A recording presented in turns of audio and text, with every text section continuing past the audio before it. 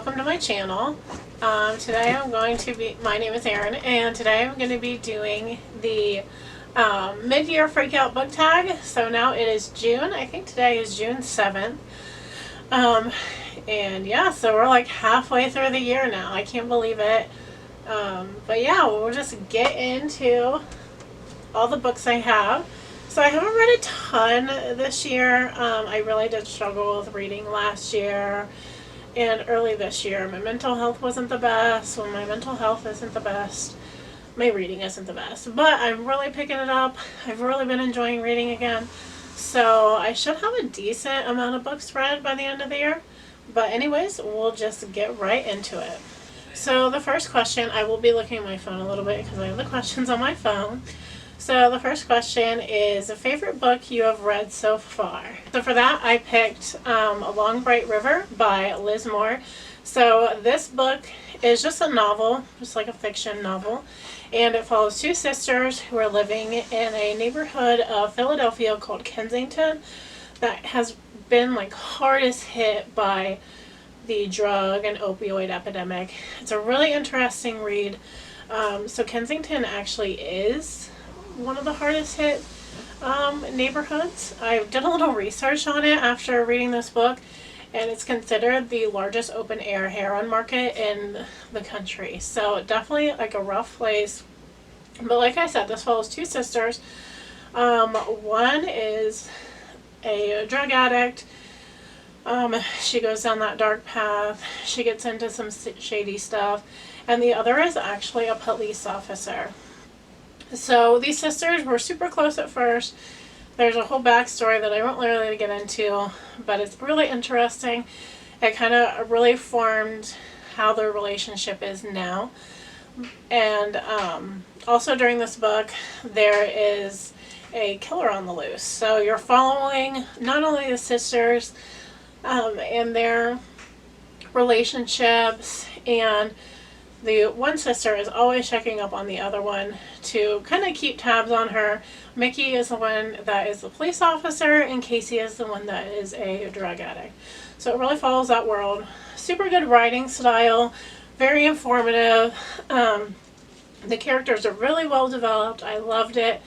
It really does give you a really good look into this life and how easy it can be to fall into this. But I really enjoyed this.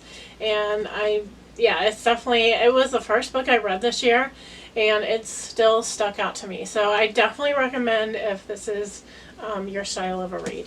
Okay, so the next question, number 2, is what is the best sequel you have read so far? So for that I have to go with Queen of Shadows by Sarah J. Maas. I started the Throne of Glass series last year during quarantine, and I've super enjoyed it. Now I have like taken breaks and I haven't read it straight through. So I did start reading Empire of Storms, which is the next one, but I kind of put that down for a little bit to get to some other reads. These books take me forever to get through. I won't really speak much on this one because I know like a lot of people have already read it, and it is, I believe, the 4th. Oh my gosh, I'm not even sure. But it's far in there. But the last book we had, kind of a turn of events. It was really a turning point in the series. And you really see that turning point come to fruition in this book.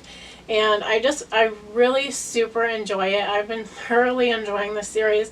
And I definitely think I will finish it this year. I'm super excited to get to the rest of them.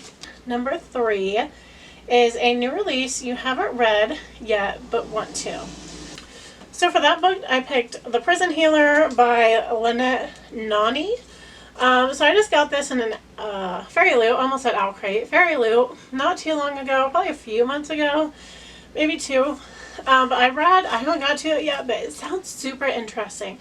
So I read you the synopsis. So it says, here at, oh my gosh, Zalandov, the only person you can trust is yourself. 17-year-old Kaya Muradin is a survivor for 10 years. For 10 years, she has worked as a healer in the notorious death prison. Oh my gosh. Zaladevo?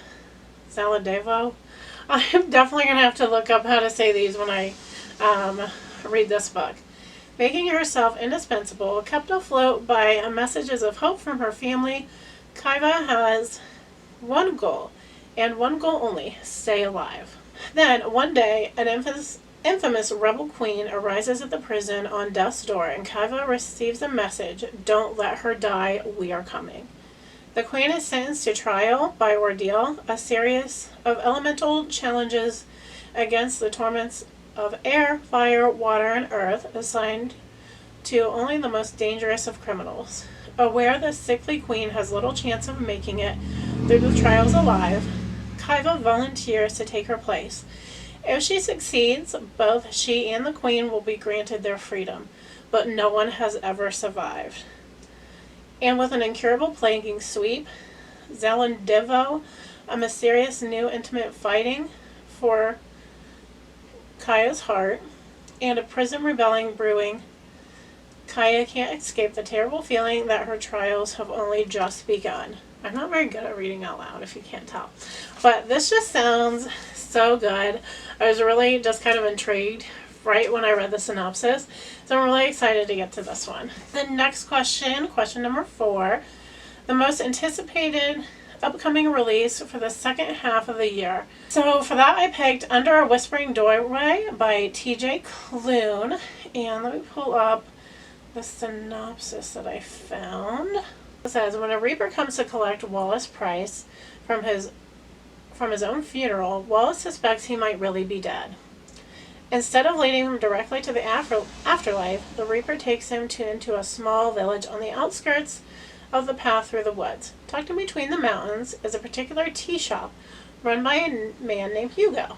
Hugo is the tea shop's owner to the locals and a ferryman to souls who need to cross over. But Wallace isn't ready to abandon the life he barely lived. With Hugo's help, he finally starts to learn about all the things he missed in life. When the manager, a curious, powerful being, arrives at the tea shop and gives Wallace 1 week to cross over, Wallace sets about living a lifetime in 7 days. So that sounds just super interesting. So I know TJ Klune wrote a House on the Carillion Sea, I believe is the title.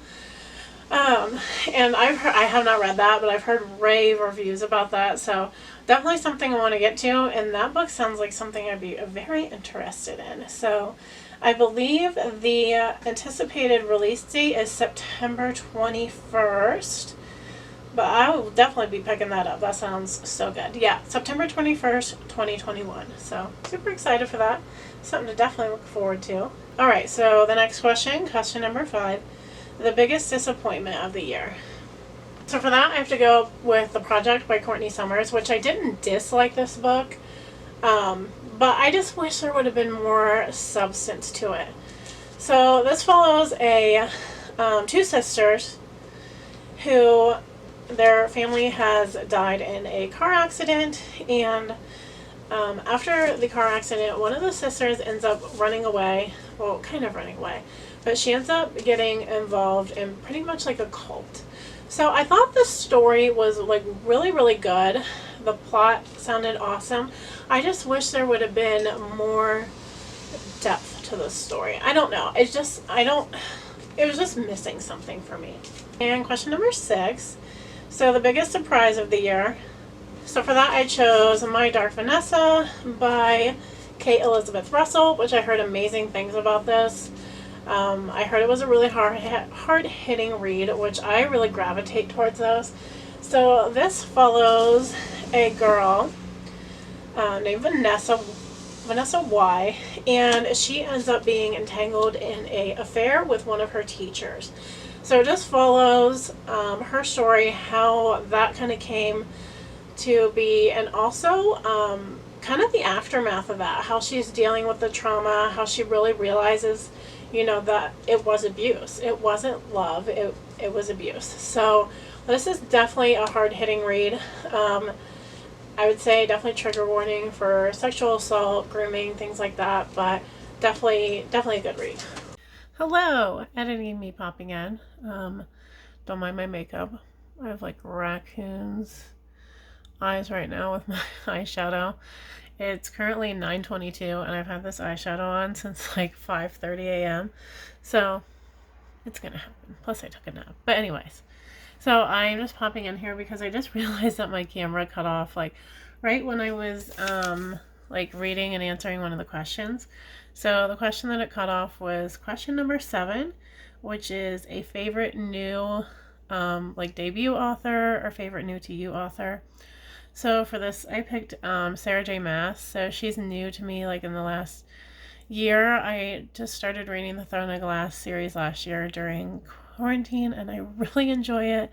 So yeah, I talk about some of my thoughts in the video, but that part just cut off, so I just wanted to pop in and make it so it wasn't so crazy. Okay, sorry, my camera shuts off. I don't know why, like I don't really know how to use this damn thing, but my camera always shuts off. But anyways, like I said, I really feel like a lot of books have either really good world building and great plots, or they're like character driven. So really good characters and character development. With Sarah J. Maas's books, I feel like they have both. And I know there's problems in them. I'm aware of that, but I still enjoy them. What can I say? So, number 8, newest fictional crush. So I'd have to say Rowan, and he is a character in the Throne of Glass series. And I won't say much on that, but I wasn't sure about him at first. And I was totally like on the other team, but I really do enjoy him now. And he's just, yeah, I love him. What can I say? Question number 9, newest favorite character. So I'd have to say Alis from Bonecryer's Moon. I just finished this recently and I super enjoyed it.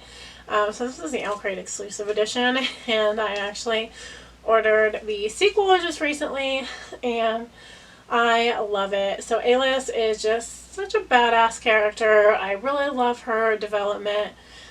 She's just kind of goes to her own drum and just follows her heart, and I really just love that about her. I enjoyed all the characters in this book, but Alis was definitely my favorite. Question number 10, a book that made you cry.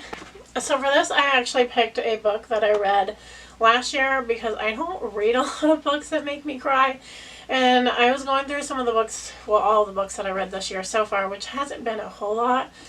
And just none of them have made me cry. But I read Night Road by Kristen Hanna last year, and I bawled in this book. So I bawl in every Kristen Hanna book.